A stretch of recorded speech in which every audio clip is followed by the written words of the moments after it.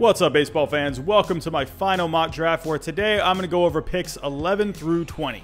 Before I get started, don't forget to subscribe down below so you don't miss any future baseball content. But without further ado, let's get started. With the 11th pick, the Chicago White Sox select Reed Detmers. With most of the top-tier college pitchers off the board at this point, and with the White Sox in need of pitching, especially from the left side, Reed Detmers out of Louisville would be a perfect pick here. In 191 innings pitched at Louisville, he had an ERA of 2.95 while striking out a whopping 284 batters. His fastball sits anywhere from 90 to 94. He has a great curveball, and he can use his changeup effectively.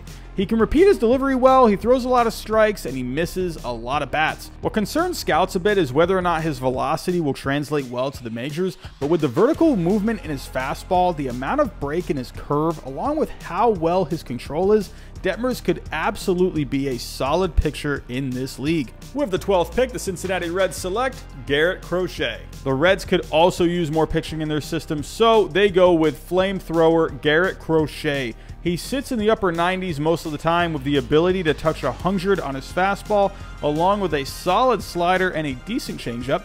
Some scouts show concern about how much movement there is in his delivery, but for the most part, he's able to repeat it well. There's also concern over his durability long-term since he dealt with precautionary shoulder issues at Tennessee, which could project him to be more of a closer one day. However, there is a ton of upside with Crochet.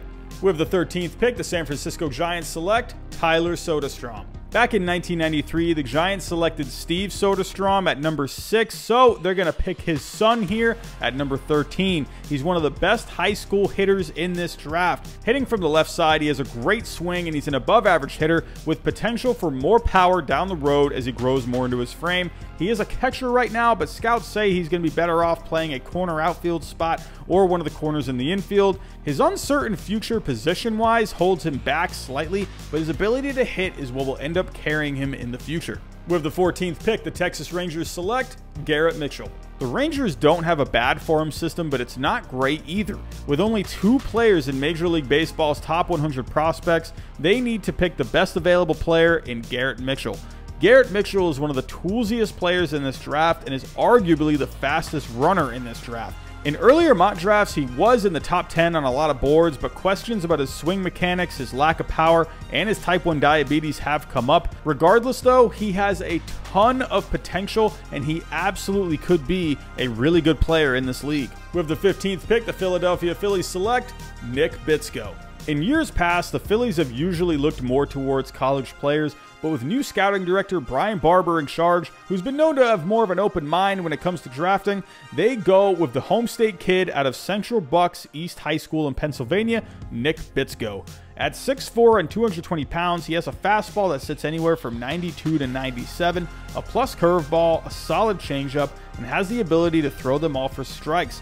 One thing that holds Bitsko back though is scouts haven't been able to see him very much. However, I think he will fall down to this point and the Phillies will not pass on his potential. With the 16th pick, the Chicago Cubs select Cade Cavalli. The Cubs could use some pitching in their system, and with their tendency to go more towards college players in recent years, they go with Cade Cavalli. At 6'4" and around 220 pounds, he has a simple delivery, he can get his fastball up to 98, and he has one of the better sliders in this draft, along with a curveball and a changeup that are pretty good as well. However, he has had trouble with various injuries with his arm and his back dating back to high school, and secondly, he tends to get hit quite a bit, mainly because there's not really any deception in his delivery and hitters can see his offerings pretty well. However, if he can stay healthy and improve the deception in his delivery, he could be a very solid pitcher in the major leagues. With the 17th pick, the Boston Red Sox select Mick Abel. As a Red Sox fan, I firmly believe the Red Sox need young starting pitching.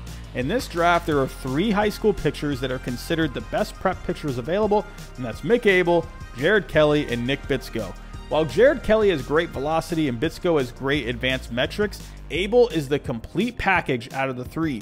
He's got a great fastball that can sit anywhere from 93 to 97, a really good slider, along with a solid curveball and changeup to go along with it. He has a fluid and repeatable delivery, and he has good control and command of his pitches. At 6'6" and 185 pounds, he is pretty slender at the moment, but he's going to have plenty of time to fill out his frame. He could absolutely be a future ace one day. With the 18th pick, the Arizona Diamondbacks select Austin Wells. The Diamondbacks could use some more bats in their system, and catcher Austin Wells out of Arizona University would be a great fit here. In 71 games and 351 at-bats at Arizona, he hit .357, 7 homers, and 74 RBIs. He also walked more than he struck out due to his ability to recognize pitches well, walking 63 times compared to 57 strikeouts, which helped him put together a .476 on-base percentage. In the Summer Cape Cod League, he played in 42 games, hitting .308 with 7 homers and 26 RBIs. While he does have a good bat, some scouts question whether or not he'll be able to make it as a catcher in the majors due to his below-average receiving, blocking, and arm strength, but they do think that he could possibly be a pretty decent corner outfielder. With the 19th pick, the New York Mets select Peter Crow Armstrong. The Mets need outfielders in their system. Out of the top 30 prospects in the Mets system, they only have 3 outfielders, and the highest ranked one is at number 16. This would be a great opportunity to add an outfielder with upside, and Pete Crow Armstrong would be a great pick here. He plays hard all the time, he gets a lot of hits, and is one of the faster guys in this draft. What sets him apart from Robert Hassell in this draft to me is he is absolutely going to be playing center field because of his speed, while Hassell projects to be more of a corner outfielder. One player comparison Crow Armstrong gets a lot is Grady Sizemore, and that is nothing to be sad about. With the 20th pick, the Milwaukee Brewers select Tanner Burns. Tanner Burns is one of the more interesting players in this draft. Out of Auburn, he showed improvements year to year. In 2018, he had an ERA of 3.01 and 8 strikeouts per 9. However, in 2019, he lowered his ERA to 2.82 and increased his strikeouts per 9 to 11.4. And in a shortened 2020 season, his ERA was lowered again to 2.42 and his strikeouts per 9 increased to 12.9. He has a good fastball that sits anywhere from 92 to 96 that he can locate to each part of the plate with ease, has a decent breaking ball, and has shown an average changeup at times. However, what holds him back is he doesn't have the prototypical height of a pitcher standing at 6 foot, and had some shoulder issues in the past, and he starts to wear down later on in the season. If he can improve his changeup and possibly add another pitch, along with being able to stay healthy, Burns could be a pretty good pitcher in this league. So those are my picks 11 through 20. Tell me down below what you think in the comments, and stay tuned for the next video where I will go over picks 21 through 30. That's all I got for today. Thanks for watching. Have a good day.